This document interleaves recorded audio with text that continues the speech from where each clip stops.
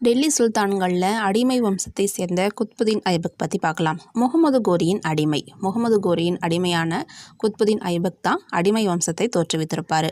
அடிமை அப்படிங்கிற சொல் அதாவது மம்லுக் வம்சம் அல்லது அடிமை வம்சம் அப்படின்னு அழைக்கப்படும். மம்லுக் அப்படிங்கிறது ஒரு அரபு மொழி சொல். அதற்கு பொருள் அடிமை அப்படிங்கிறது.